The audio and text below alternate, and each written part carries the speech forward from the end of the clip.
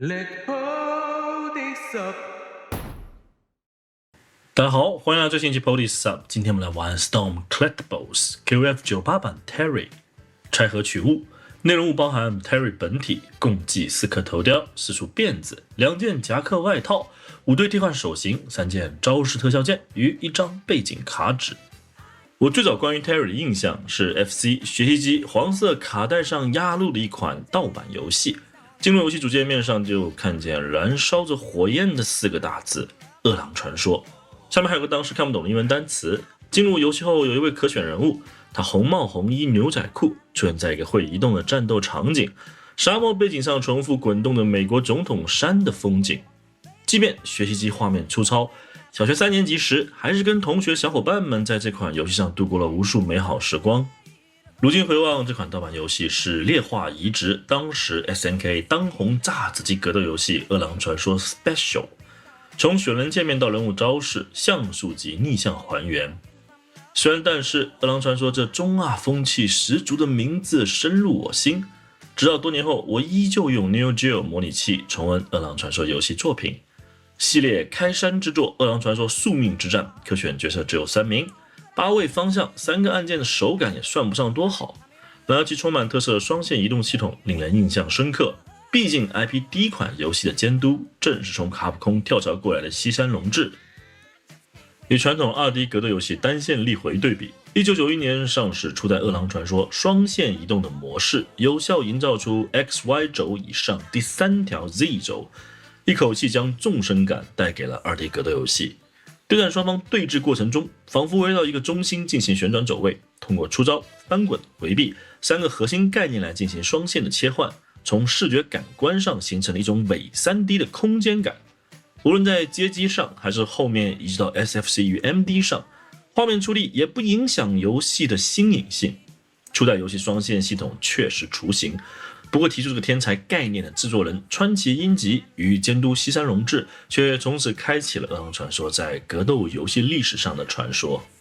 后续饿狼传说2全新战斗2代强化版饿狼传说 Special 与饿狼传说3远古战争在画面规格、美术立绘、音效声效、系统优化、手感体验等方面都保持着每一座代差级别的进步。甚在1995年3月发售的饿狼传说3与12月上市的饿狼传说 Real Bolt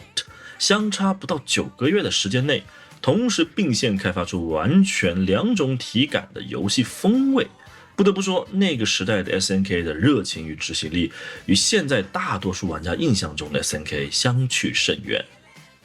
除却今年刚发售的城市之狼，纵观整个系列，我最喜欢作品是 Real Bolt 系列和狼之标印。相较于早年饿狼传说1、2、S3 代上画风主打美式写实与厚重打击感， RB 开始大力转型，整体风格趋向于90年代2次元主流动画，这点大大刷新了饿狼传说的时髦度，横向对比拳皇那边要到 KF99 才反应过来。我个人观点来看，饿狼传说 RB 新系列3部曲就是90年代饿狼传说全方面最辉煌的时代。饿狼传说 RB 对战系统继承饿狼传说3的3线走位，复杂性更进一步，同时游戏结合了 3D 格斗游戏 VR 战士击出擂台的概念，在对战舞台双边也设置了各种被打出界的惩罚。换言之，游戏鼓励玩家积极进攻、强势对抗，而不是躲在角落板边消极防守，因为一不小心就会出界败阵。此外，游戏还大幅度提升了联机 combo 的视听演出体验，许多过往游戏系统中被判定为 one hit 的招数，从本作开始强化了复数 hits 计算方式，配合超必杀技演出，试问哪个玩家拒绝得了？RB Special、RB2 的 Newcomers 延续了新系列精神，系统上也打磨得完善成熟，哪怕剧情还是沿用饿狼传说3部曲的故事模板。不过该 IP 几乎所有人气新老人物都尽数回归， SNK 全明星大乱斗成功方法论大活跃。可惜由于饿狼传说 RB 系列的街机基板昂贵，国内当时小伙伴们没有机会体验这款 SNK 旗舰格斗 IP， 只能通过做了大量技术力减配的 KOF94到 KF96 来平替了解饿狼队。再往后就是距今26年前于1999年发售的狼印，彼时 SNK 濒临破产，不得不面临减配操作。意外的是，狼印依旧从对战体验、剧情塑造、角色群像、视听体感等层面交出了一份不俗的答卷，在过往长达26年的时光中留下了一个开放式的结局。尽管这段时间中，无论是 Terry 还是狼影主角 Rock 都时常客串到 SNK 其他格斗游戏，可是毕竟饿狼传说才是 SNK 长子，万众期待下 SNK 几经转手，换了不同的金主爸爸们，终于在今年迎来正统续作《城市之狼》，这份快乐值得未来系列节目慢慢分享。说回独狼 Terry 本身 ，KOF 的故事剧情大家都烂熟于胸，这里只提饿狼传说起源，一位回到美国南镇打拼的精神小伙，棒球帽、红夹克、牛仔裤、帆布鞋，加上吹口哨等美式热情台词，真是集90年代美国人刻板印象于一身。话虽如此，却在少年们心中拉满代入感。与龙虎之拳一样，当年 SNK 也投入了不少广告预算拍摄游戏真人宣传片，抢占电视台频道。尤其开篇3部曲，几乎每一部作品都邀请御用演员拍摄，大幅度提升其真实感与可信度。如此大手笔在 TVC 上消费的时代，估计很难再现。此后各种 IP 版本形式层出不穷，衍生外传、掌机登录、游戏 3D 化、动画漫画，与其他厂牌格斗游戏跨界共斗等，都少不了 Terry 的身影。Terry 这80后、90后流行文化元素与共同回忆已然形成，影响至今。这是为什么 KOF 15也好，城市之狼也好， Terry 是绝对不会缺席的。可以说，伴随着 Terry 几十年一路成长的少年们，如今也有了自己的 Rock， 格斗精神传承不断。无独有偶，本期节目前几天，格斗导师小孩在日本举办的 EVO 城市之狼赛事中，以全胜姿态夺冠。如此看来，未来饿狼传说的视频，咱得一期期来。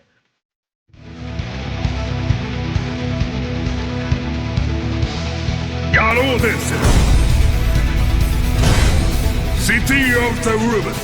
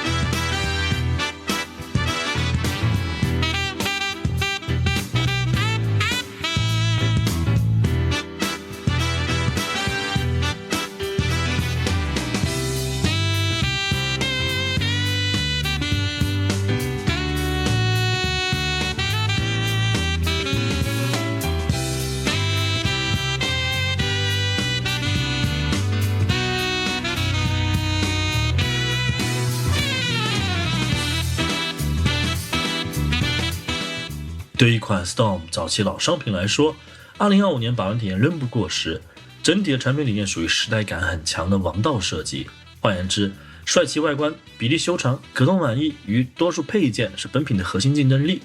甚至在这款产品上设计得非常克制，忠于人设身材体型，并没有过分展示厂牌最为擅长的肌肉表达。这点来看，本品四平八稳，几乎找不到什么明显的瑕疵。平静、微笑、咬牙、怒吼4款表情对应4种不同飘逸程度的辫子，能够对应 Terry 的任何招式。唯一比较遗憾的是没有摘下帽子的头雕与单独的帽子零件。人物全身漆面与厂牌产品系列相同，工整无异漆书界，基本平涂符合预期。这么说好像显得 Storm 的涂装毫无亮点，实则相反，看似平平无奇的漆面换来的是稳定耐久的挂漆能力，一般的把玩可动很难掉漆，这种快乐把玩党狂喜。配件方面琳琅满目，我个人感觉有点玩不过来，尤其是头雕对应的替换辫子，大可不必给那么多，节省下来成本不如换可以摘下来的帽子。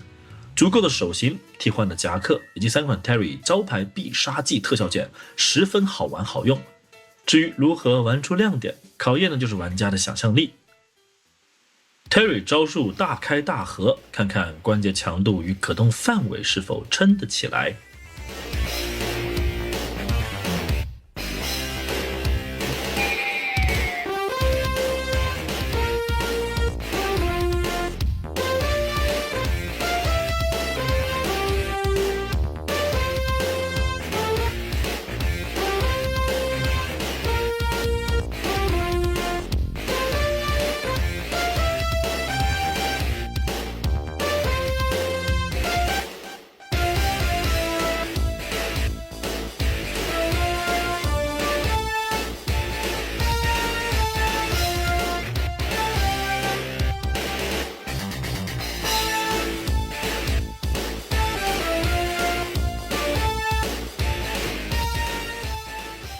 寸量 Terry 身高，帽顶刚过7寸出头，身材修长。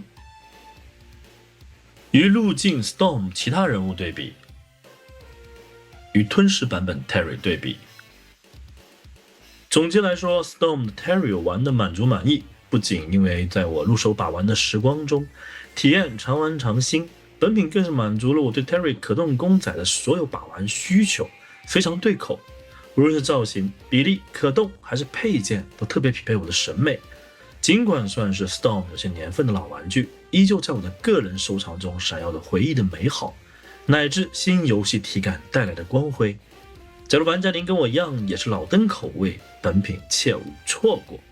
经典款 Terry 固然极好，狼之标记与城市之狼造型 Terry 的新品 Storm 何时端上来？